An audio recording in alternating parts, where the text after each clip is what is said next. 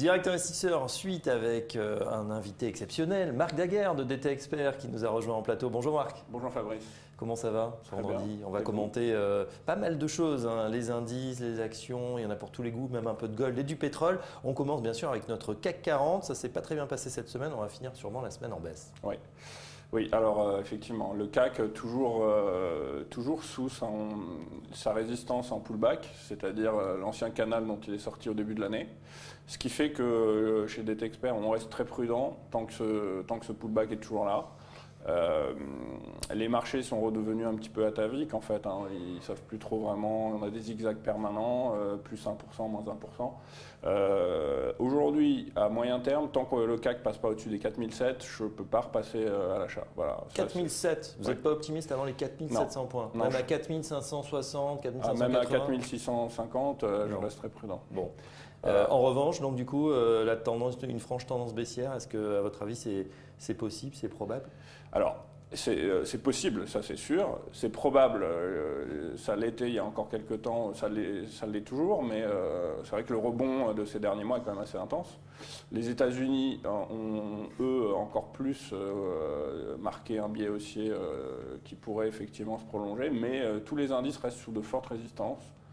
Et je continue à penser que la rupture du canal au début de l'année reste un signal assez négatif.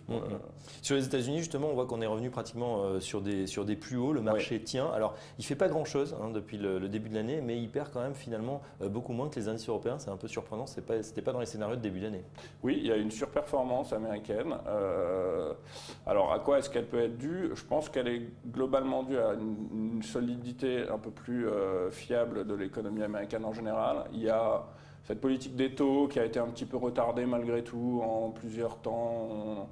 On a lancé 4 hausses des taux, puis 2 hausses des taux, puis rien du tout. Oui, voilà, puis exactement. Et je pense qu'il y a une fragilité au sein de la zone euro qui peut marquer le coup et la différence entre les États-Unis. Bon, il y a cette histoire de Brexit. Il y a malgré tout ces histoires aussi un petit peu géopolitiques. Il y a des attentats qui surviennent et qui ne sont pas forcément pour rassurer même le monde de l'économie. Donc je pense que les États-Unis tirent leur épingle du jeu de cette façon-là encore aujourd'hui. Ouais. C'est-à-dire que ce n'est pas tellement que eux vont très bien, mais que nous finalement ça va encore moins bien. Oui, je pense que voilà, c'est ça. Et puis je pense que c'est tout à fait ça. Maintenant, il y a aussi cette histoire d'indépendance énergétique qui pourrait sur le plus long terme marquer le coup encore un peu plus, parce que les États-Unis sont en train de toucher à cette indépendance. Bon, notamment, ils sont repassés, là, je pense qu'il y a un an, quelque chose comme ça, un premier producteur de pétrole.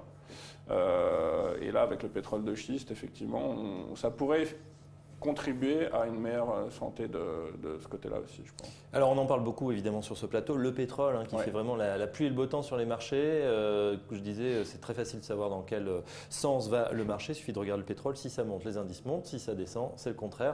Est-ce que vous adhérez à cette théorie? Juste avant, David Furquet nous disait, attention, la corrélation est toujours vraie, mais ça ralentit, c'est-à-dire qu'on a eu quand même une forte hausse du pétrole ces jours-ci, et les indices, eux, n'ont pas remonté de manière fulgurante. Oui, alors si on regarde globalement, c'est vrai que, en tout cas sur ces derniers mois, les marchés ont été extrêmement corrélés au pétrole, d'autant plus que le pétrole est arrivé aussi à des niveaux quand même assez violemment bas, ce qui fait que d'un seul coup, les marchés sont beaucoup plus été réactifs à cette valeur. Parce que si on repart depuis la forte chute qu'il y avait eu à partir de l'été 2014, à ce moment-là, les indices n'étaient pas forcément de la même manière corrélés au pétrole. Mais c'est à partir du moment où le pétrole est arrivé à des zones inquiétantes, où là, effectivement, il venait redistribuer un petit peu la cartographie économique mondiale, que là, alors là, oui, pour l'instant, je suis tout à fait d'accord. Et c'est aussi ce qui fait que je reste prudent, parce que, encore une fois, sur le pétrole, au risque de me tromper, une fois de plus, mais je continue d'avoir un biais baissier. Alors voilà, je ne sais pas si on voit bien les lignes sur votre graphique, on va dire les niveaux que vous avez tracés, c'est effectivement assez préoccupant. Premier objectif, 27 $, deuxième objectif, 21 $. Expliquez-nous comment vous avez fixé ces objectifs. Alors, ces objectifs-là sont fixés dans le cas où on a un décompte héliotiste propre, c'est-à-dire que si on regarde la baisse, depuis à la fois juin 2014 et la baisse depuis mai 2015, il manquerait dans ces deux vagues de baisse-là, une vague de baisse pour avoir un décompte en 5 temps.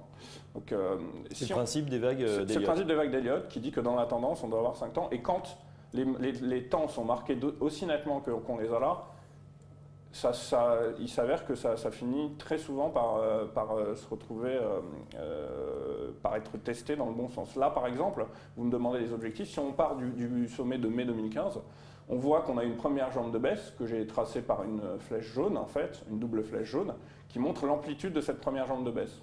C'est là. Voilà, celle-là. Après, on a eu donc un rebond intermédiaire et une autre jambe de baisse, donc la jambe numéro 3, qu'on appelle en Elliott, qui est exactement ici, dont l'amplitude est marquée en orange. On a tendance à... on monte un petit peu. Voilà, on a tendance à projeter, effectivement, à la fin donc, du rebond actuel, qui serait la vague 4. La vague 5, en général, on projette soit la vague 1, donc là, la soit celle-ci qui se reporte et on arrive à 27 $. On arrive à 27, ce qui reste plausible, à la fois en tant que conjoncturellement et même par rapport à l'amplitude, ou alors on peut également projeter la vague 3. Après, il y a d'autres projections, ce qu'on appelle des extensions, etc. Mais les deux premiers objectifs, si on arrive à 21 et que le marché est encore faible, il sera toujours temps de recalculer des projections. Mais pour l'instant, le scénario elliotiste le plus probable sur le pétrole reste celui-là. Vous ne serez pas étonné donc de voir du pétrole beaucoup plus bas. Voilà. Alors, dans le même temps, on a un actif qui s'est fortement apprécié, la valeur refuge qui revient au bout du jour, c'est l'or.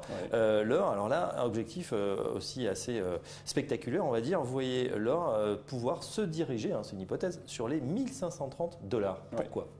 Alors, elle a encore une vision... Alors, ce que vous dites est très intéressant. Pourquoi ? On sait, vous avez parlé de l'or en tant que valeur refuge, on sait que sur les grands mouvements de tendance, c'est vérifié depuis une bonne trentaine d'années, l'or va à contresens des indices.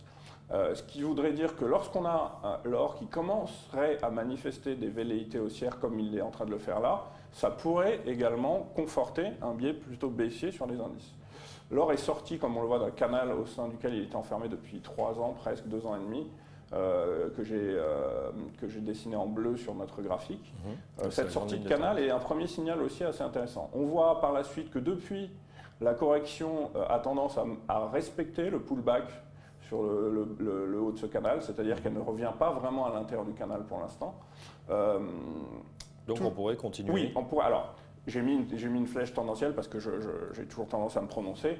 Il se pourrait que la correction soit un peu plus sévère. Tant qu'on n'enfonce pas la ligne bleue qu'on voit là en pullback, je pourrais rester positif sur l'or. Alors l'objectif de 1530, il est manifesté par une ancienne zone de résistance majeure qui avait retenu à plusieurs reprises l'évolution des cours à la baisse, comme on le voit sur les flèches vertes sur la gauche. Et cette résistance-là a été d'autant plus marquée le jour où on a enfoncé cette ancienne zone de support, puisque c'était le moment où l'or a complètement basculé dans des tendances véritablement baissières avec une chute de 13% sur l'once en 2 jours. Voilà. Donc c'est ce qui fait que techniquement, si l'or reprend une tendance haussière, le premier objectif qui pourrait marquer en tout cas une zone de correction importante, ça serait autour des 1530 $. Voilà une excellente nouvelle pour tous les détenteurs de lingots, de pièces d'or. On sait que vous en êtes féru, Marc, que c'est planqué sous le matelas. Voilà. Donc c'est pour ça qu'on a peut-être cette prévision très optimiste aussi. Non, je plaisante évidemment. Merci en tout cas Marc Daguerre pour ces analyses sur les indices. On aura plaisir à vous accueillir à nouveau sur le plateau de Direct Investisseur. Dans un instant, la suite et on sera en compagnie de Jérôme Révillier. À tout de suite.